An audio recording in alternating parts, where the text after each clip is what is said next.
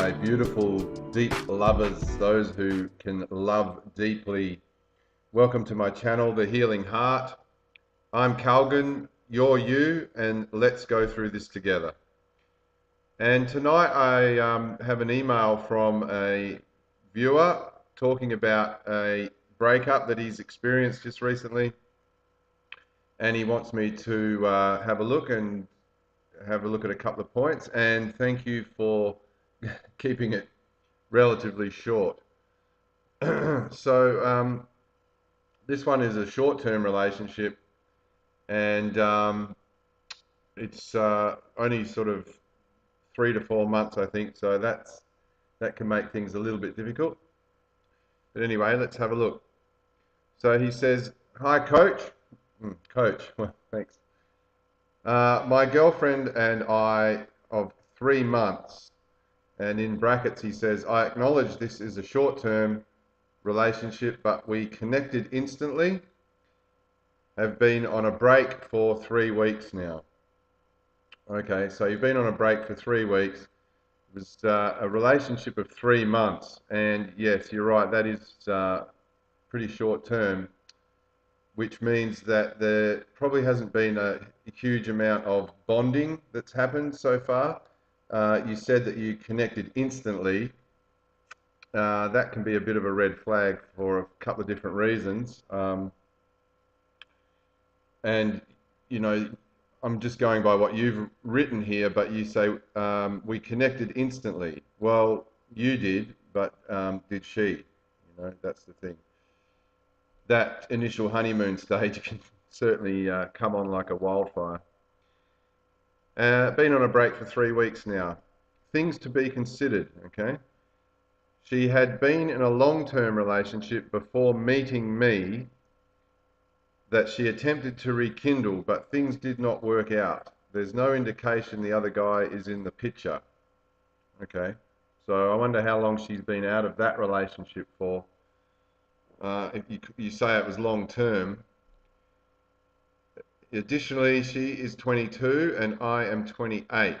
Okay, so in your 20s, definitely a period of learning and not a massive amount of relationships, you know, go the distance from those early ages. Also, when you say she was in a long-term relationship and she's now 22, so, you know, how long was that last relationship? How old was she at that time? And again, a very important thing, I think, is how long has she been out of that relationship? You say there's no indication the other guy is in the picture, but could be still in her mind. The breakup was prompted by her, as she said she was not feeling like herself and was stressed out. She also mentioned that she didn't not want to be with me. Okay, so these are her reasons given, and you know, the reasons given are she's stressed out, she's not feeling herself, but I think one thing to look at is why. Why is she saying that? You know, there must be reasons why she's feeling stressed out, not feeling herself. And I think something that you need to really do is reflect on perhaps your part in that. Like, you know, what have you done? What's your part in making her feel that way? Were you too sort of needy? Were you too pushy? You're saying that it came on really fast. You connected instantly. Were you sort of attaching yourself too quickly, becoming too pushy, or like I say, too needy? Or the other side of that could be, you know, were you controlling and jealous, perhaps, because you don't really say that about in here, but that'll be something for you to have a think about. I simply told her I respected how she felt, and I told her she should take as much time as needed and that things would never work out between us if she herself wasn't happy. All right, well, that's definitely, well, the best way to handle it. I mean, you didn't go into the panic mode or the begging and pleading, which is good. And I'm curious. I'm wondering if you sort of knew to do that naturally, or you've learnt that from somewhere. But definitely, you respect how she feels, and she should take as much time as needed. That's a little bit sticky. That kind of says, you take your time, and I'll just wait around, uh, and in the hope that you'll change your mind soon. So that bit, um, take as much time as you need. That's fine because you sort of saying you might wait around, but you don't actually say I will wait for you or anything like that.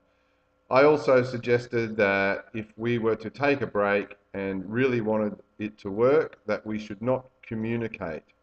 Okay, so sounds like you're dropping into the no contact, um, well, I don't really know what to call it, the no contact theory, I guess.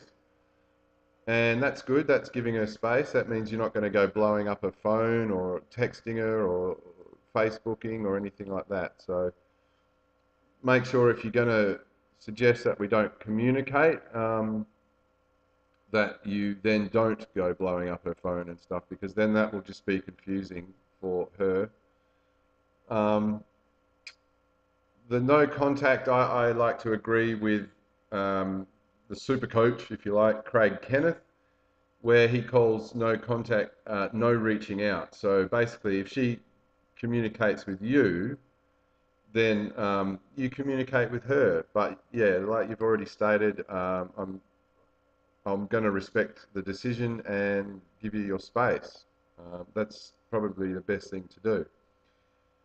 In my mind, it would add to an already confusing situation and not give her the space she desired. Okay, so that's what we talk about. In my case, it was mutually agreed upon that we refrain from contacting one another. Okay, so she's agreeing to that. Okay. The conversation was very mature and level-headed. Well, that's great for especially at that age. I mean, a lot of us don't work this stuff out, and I see people in their 40s or 50s and breaking up and having massive slinging matches. So if the conversation was very mature and level-headed, that's good. She was upset as we talked and even said, "This doesn't make sense," and jokingly said, "So I guess I'll call you when I get my stuff together." Okay, fair enough. So she's doubting the decision. She's not throwing her hands in the air and saying don't ever call me again and we're done forever. It sounds like she's generally uh, doubting the decision, which is good.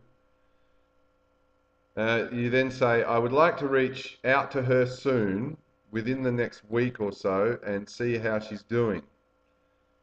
Um, so I'm going to assume that in the last 3 weeks there's been absolutely no contact at all. Okay. I guess if there was, you may have mentioned that. And you would like to reach out to her soon, within the next week or so, and see how she's doing. Eventually, I'd like to contact her more frequently and then go back to hanging out gradually. Okay, is this the right move, or do I stick to no contact? Thank you so much for your help. Okay, well, I think in this situation, being that it's such a short-term relationship, and you possibly haven't formed a huge bond with that person, and reading this email, it sounds like you're generally okay. You're not sort of gone into panic mode or anything. So perhaps it might be okay to um, call her up. If she doesn't answer, don't leave a voicemail. Leave some mystery there. Let her call you back if she wants to see what it is you're calling about. Or you could send a text or a message, but the texting or the messaging can be sort of pushed aside for, whatever period of time, and then that may cause you to start wondering what you've done and have I done the right thing. So a call is best, or if not, a message. But here's the thing. I would only do this twice, okay? And what you want to do is you want to gauge her interest level.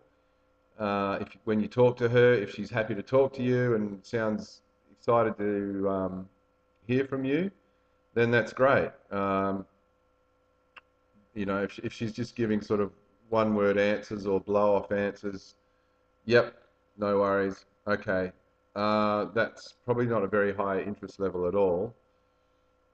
And you want to, I guess, try and meet up with her, make a date to meet up. You know, let's meet up, go to the beach if it's hot, go to an exhibition. Don't go to a movie or anything, because if you go to the movies, then you won't be able to talk, that sort of thing. But also, when you call her up, don't just go blah, blah, blah, blah, blah, all the stuff I've been doing. Try and save that for when you meet up, if you can get to meet up with her. And if she's open to meeting up, set a date and then get off the phone. So let's say you call her on a Tuesday and say, okay, well, great, let me know when you're free, and try and make a date, say, for Thursday or Friday. And then get off the phone, and then don't text her later, and don't start jumping in there all guns a-blazing. And then see if she comes to the date on Friday. Or even better, contacts you in the meantime. Now, if she's not open to that, I would probably leave it another week, so, and then try again. And same formula. If she's open to meeting up, say that's great. Let's meet up tomorrow or in a couple of days, and keep it short on the phone. Don't start telling her the whole life story of what you've been up to. Save that for when you're together. You know, you want to be around that person, face to face. Interacting with them would be the best way. And obviously through text messaging and that sort of thing, things can get lost in text conversations, and you don't want to be sitting there going text, text, text for 5 hours. Okay, you want to set the date, or you want to see if she's open to communication, and then or meeting up, and then set the date, and then get off the phone. Now, if you do that twice and you're not getting any sort of response as far as meeting up goes, then the only next thing you can do is basically wait for her to contact you. But same thing again when she does. Don't go blah, blah, blah, blah, blah. Try and set up a date. If she contacts you, obviously that shows a bit more of a higher interest level, which is great, because then you have a bit more of a foundation to work with. But if not, just try twice only, and then you'll just have to leave it and start moving forward with yourself. Wait to hear from her again. If she does have any interest, whether it's now or, you know, in a few weeks, maybe a month or even 2 months, she'll get in contact with you, because I think overall you've handled that breakup really well. You haven't made things worse, and all of that. So, and in the meantime, reflect and learn from this. Reflect on, like I said before, maybe some things that you did, like were you too pushy, were you too needy, clingy? Did you make her the center of your world instantly? Or on the other hand, were you jealous? Did you get jealous? Did you get possessive straight away? Which is one thing that a lot of people will do in relationships. They get very possessive, when in reality you don't own that person, and you've really got no right to sort of tell them who they can see, who they can talk to, what they can do, all that sort of thing. It's not good. So I hope that helps. I'd like to hear how you go with that. And if this video helps anybody else, please send them the link. If I can just help even one person, then it's been worth doing this. I had to, oh, sorry, I just made a couple of notes here. Look, my email is down the bottom there. If anyone else would like to send me their email, I'll take a look and respond for free for the first one. Subscribe and like the videos, and that will help get the content out to those who need it. And in the meantime, take care of yourself, your heart, and your health. Just don't give up. I am walking it out. Please don't give in. I won't let you down. It messed me up. Need a second to breathe. coming